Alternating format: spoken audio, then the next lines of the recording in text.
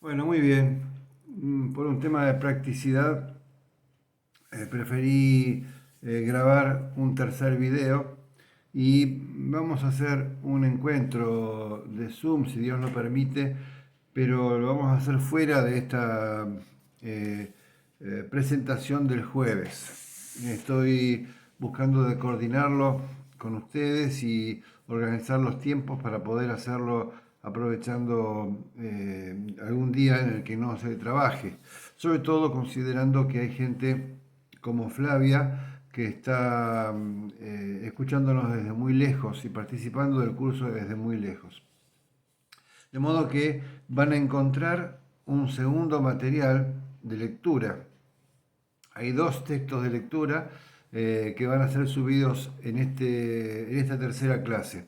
El segundo texto es un material de 5 hojas, escrito originalmente y modificado por un autor que yo respeto mucho, que es Samuel Pagán, que ya lo he citado en una ocasión anterior, y que refiere específicamente a la introducción al Pentateuco. Vamos a dedicar entonces esas 5 lecturas y este tercer video a hablar específicamente del Pentateuco. Como ustedes saben, la palabra Pentateuco significa 5 rollos. Y bueno, antes los libros no estaban en forma de libros editados como están, los conocemos hoy en día, sino que eran rollos de pergaminos que tenían, aún anterior a los pergaminos, ¿no? Que se desplegaban para ser leídos. Y era muy largo que todo el material de Génesis, Éxodo, Levítico, Números y Deuteronomio fueran escritos en un solo pergamino, y entonces se hicieron 5 rollos o 5 pergaminos. De ahí la palabra que nosotros conocemos como Pentateuco. En el original, como vos sabés, de la Biblia hebrea y en la tradición hebrea, esta palabra era Torá. La Torá incluye los 5 primeros libros de la Biblia cristiana y también los 5 primeros libros de la Biblia hebrea. Muy interesante entender que hay las 3 tradiciones de las religiones monoteístas principales que conocemos, que son el judaísmo, el cristianismo y el islam, los musulmanes. Las 3 respetan profundamente el contenido del Pentateuco. De modo que tiene un valor histórico, tiene un valor teológico, tiene un valor moral que es indiscutible por la inmensa mayoría del pueblo del mundo. En la tradición judía, los 5 libros de la Biblia que acabo de mencionar y que forman el Pentateuco y que forman la Torá hebrea, tienen su nombre a partir de la primera palabra que usan en el libro. Por ejemplo, si vos vas a Génesis 1.1, te vas a encontrar que dice: en el principio creó Dios. Ese primer versículo, en el principio, es lo que dio origen al nombre hebreo de la palabra Génesis, que es Bereshit. Bereshit significa en el principio. El segundo libro de nuestra Biblia es el Éxodo. Y el libro de Éxodo tiene por primera palabra la palabra nombres. Estos son los nombres. Y la palabra hebrea es Shemot, que quiere decir nombres. Levítico es el libro en el que habla sobre el nombramiento de los levitas, aquellos que iban a cumplir la función sacerdotal en el tiempo del éxodo hebreo. Y entonces dice, uno puede leer en el libro de Levítico que empieza diciendo: él llamó. que es la convocatoria, el llamado al sacerdocio de aquellos que iban a ser los levitas. Él llamó. Y esa palabra en el hebreo original es Vaikra. Vaikra significa Él llamó. Lo mismo pasa entonces con Números. Números es un libro que ya lo vamos a ver en detalle, por supuesto, pero Números es un libro que habla del primer censo que se hace de la población judía y se hace en el desierto. Entonces uno encuentra las primeras palabras del libro de Números en el desierto y de ahí viene la palabra hebrea Babibdar, que significa en el desierto. Finalmente, Deuteronomio, esta preciosa, amada, muy amada por mí, colección de discursos de Moisés ya en el final de su vida y sabiendo que no iba a cruzar a la tierra prometida, estas son las palabras. Así empieza el libro de Deuteronomio nuestro conocido y también en la Biblia hebrea, de modo que el nombre de Deuteronomio en la Torá es Devarim, que significa estas son las palabras. De modo que el Pentateuco tiene un profundo contenido, como te decía antes, espiritual, moral, de tradición histórica, teológico, profundo contenido. Vas a encontrar que el texto de Samuel Pagán, que te mando como elemento de lectura, menciona 3 estilos literarios de confección. Abundan las narraciones, hay poesía, hay mucho poema, sobre todo, por ejemplo, en el libro de Génesis. Gran parte del Génesis está escrito en forma metafórica porque son poemas, y también hay narraciones épicas. 3 estilos literarios que se usan en el Pentateuco: narraciones épicas y poemas o poesías. Sin embargo, hay un solo fundamento y un solo detalle. Vas a ir navegando este texto que te estoy dando de referencia para darte cuenta que hay una unidad en estos 5 libros.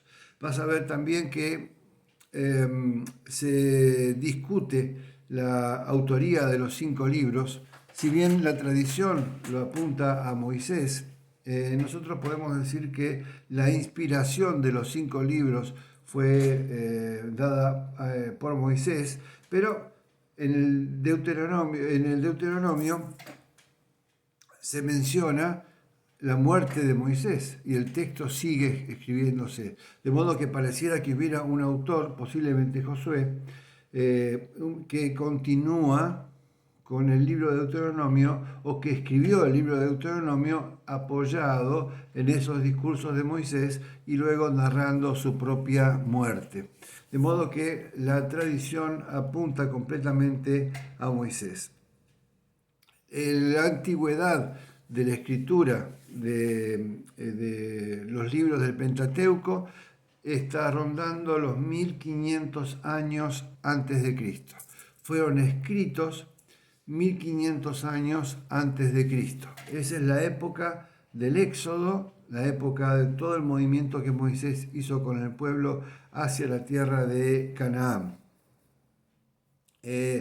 Coincidente con el Génesis, no es el estudio de hoy, pero coincidente con el Génesis en antigüedad y posiblemente anterior al Génesis, es el libro de Job. Como ustedes saben, el libro de Job es un libro de poemas muy antiguo que muy probablemente sea hasta anterior en su confección y en su escritura al libro de Génesis. Finalmente los hechos que narra el Génesis tienen, si uno tomara un valor, una línea histórica a partir de las narraciones, comienzan en 7000 años atrás, 4000 años antes de Cristo, 5000 años antes de Cristo.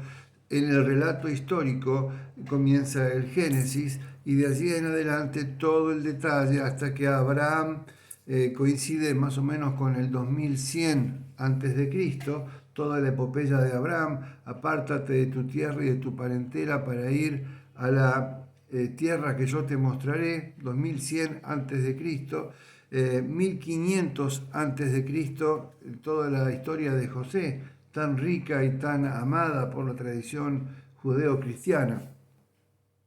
El libro de Éxodo y de Números está más o menos entre 1400 y 1200 antes de Cristo. De modo que, bueno, uno se puede encontrar con una narración que va usando una gran parte de la historia del hombre, de la historia de la humanidad. Una pregunta que siempre me hacen y que puede surgir también ahora sobre eso. Y yo tengo mi propia interpretación apoyado en mis estudios, en lo que yo puedo haber investigado y en el criterio que yo me hice.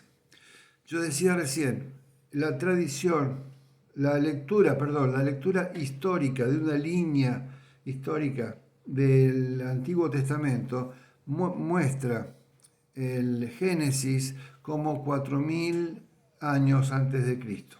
De modo que no debería haber ni tierra, ni cielos, ni estrellas, ni seres humanos, ni animales, ni nada antes de esa época.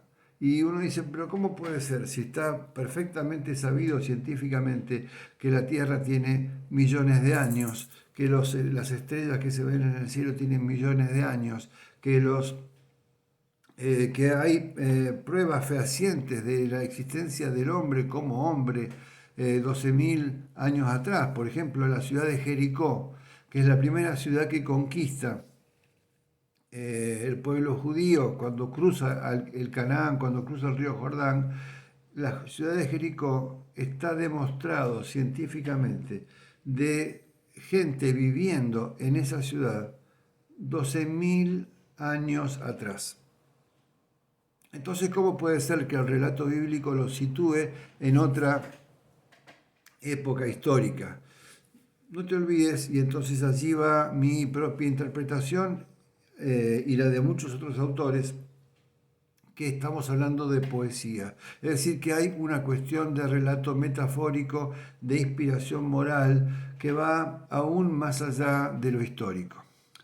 Y uno no tiene que ser tan preciso en el Génesis, por lo menos en la primera parte del Génesis hasta Abraham, no tiene que ser tan preciso en cuanto a la hilación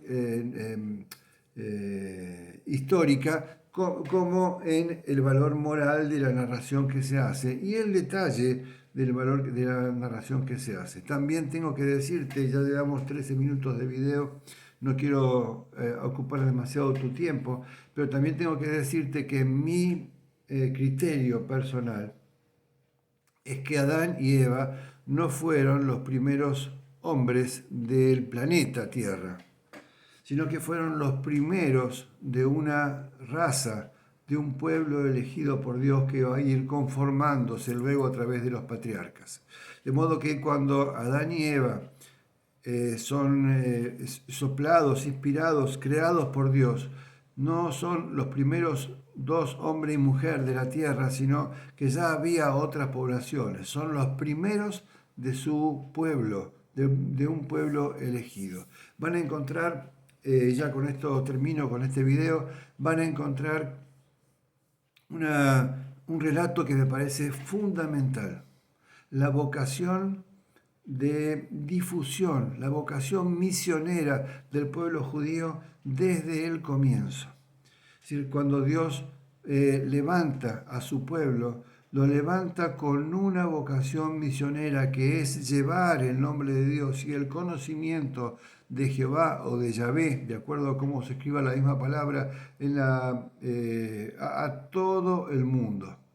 Ya en el libro de Génesis uno puede encontrar la vocación misionera inspirada por Dios. De modo que la tarea de la misión, de llevar hasta lo último de la tierra el nombre de Dios, no nace con Cristo cuando asciende al cielo y le encarga eso a sus discípulos, sino que ya está impactada En algún momento posiblemente podamos hacer alguna capacitación sobre misionología para que ustedes puedan ver cómo está impactada en la misma naturaleza creativa de Dios sobre el pueblo de Dios, elegidos para y con el fin y con el objetivo de llevar el nombre de Dios hasta los fines de la tierra, desde el propio libro de Génesis. Bueno, los invito a leer y a trabajar el material. Vamos a hacer algún trabajo de ejercicio en relación con los dos textos de lectura. De modo que lo que tienen hoy es